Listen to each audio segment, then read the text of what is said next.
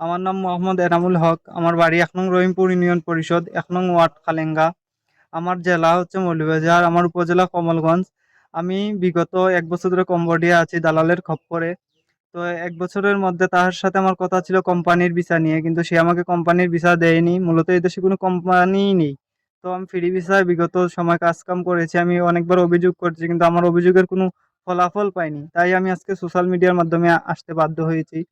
আমি বর্তমানে খুব অসহায় অবস্থায় আছি এবং আমি আর্থিকভাবে খুবই সচ্ছল হয়ে পড়েছি এবং আমাকে যেই দালালে নিয়ে এসেছে তার নাম হচ্ছে মোহাম্মদ ওয়াহিদুল ইসলাম এবং তাহার সাথে আরেকজন ছিল, তার নাম হচ্ছে মোসাম্মদ ঝর্ণা আক্তার। ২ জনের বাড়ি কালেঙ্গা এবং রহিমপুর ইউনিয়ন।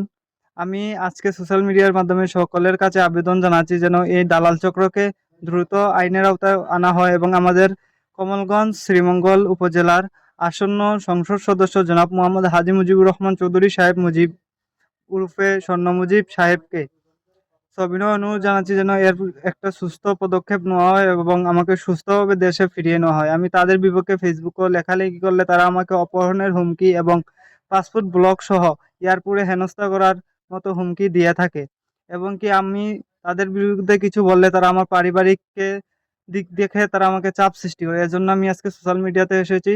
আপনারা সবাই আমাকে সাহায্য করবেন এবং সবাই এই ভিডিওটি আমাদের এমপি মহোদয় পর্যন্ত পৌঁছে দেওয়ার জন্য সবিনয় অনুরোধ জানাচ্ছি। আমার নাম মোহাম্মদ এনামুল হক। আমার আব্বুর নাম মোহাম্মদ দুলাল মিয়া। আমার বাড়ি হচ্ছে ১ নং রহিমপুর ইউনিয়ন পরিষদ। আমার উপজেলা কমলগঞ্জ। আমার জেলা মৌলভীবাজার।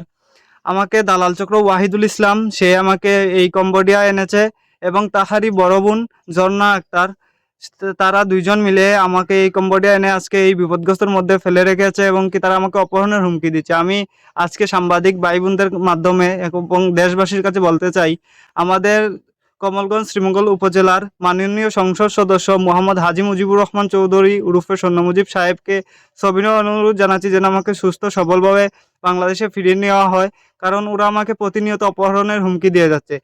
১ বছর যাবৎ আমি কম্বোডিয়াতে রয়েছি। কম্বোডিয়ার বর্তমান পরিস্থিতি খুবই ভয়াবহ একটি অবস্থা।